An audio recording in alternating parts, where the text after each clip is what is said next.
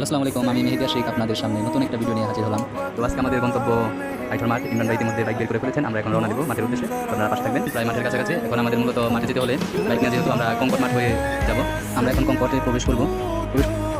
আমাদের চোখের সামনে যে কাঁঠাল গাছগুলো আছে, মাশাআল্লাহ অনেকগুলো কাঁঠাল ধরেছে গাছগুলোতে। আমরা তো অনেক প্লেয়ার এসে পড়েছে মাঠে। মামুন ভাই এসে পড়েছে, কবির ভাই এসে পড়েছে, সেলিম ভাই এসে পড়েছে। এই যে ক্যাপিটাল কিংস এর ক্যাপ্টেন। খেলা 9টার সময়, এখন 10টা বাজে, কিন্তু প্লেয়ার এখন উপস্থিত হতে পারেনি।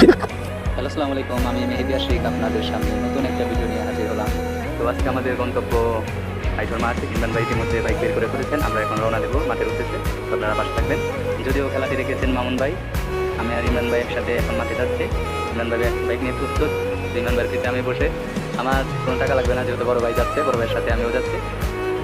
যেতে যেতে অনেক দূর আসলাম, প্রায় মাঠের কাছাকাছি। এখন আমাদের মূলত মাঠে যেতে হলে বাইক নিয়ে, যেহেতু আমরা কঙ্কট মাঠ হয়ে যাব, আমরা এখন কঙ্কটে প্রবেশ করব।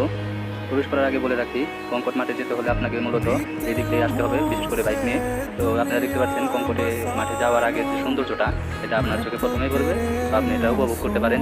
এখন আমরা যাচ্ছি যেতে যেতে আমাদের চোখের সামনে যে কাঁঠাল গাছগুলো আছে, মাশাআল্লাহ অনেকগুলো কাঁঠাল ধরেছে গাছগুলোতে।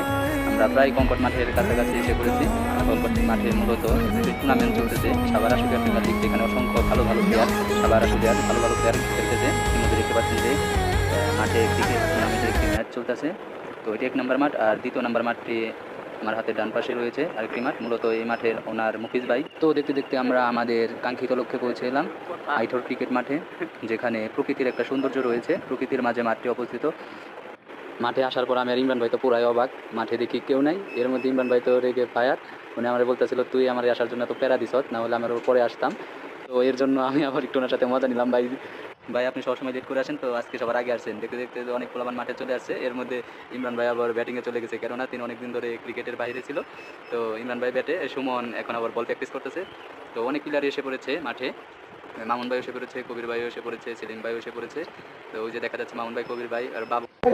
এই যে ক্যাপিটাল কিংস এর ক্যাপ্টেন। খেলা 9টার সময়, এখন 10টা বাজে, কিন্তু প্লেয়ার এখন উপস্থিত হতে পারেনি। নাকি কি করা যায় এখন?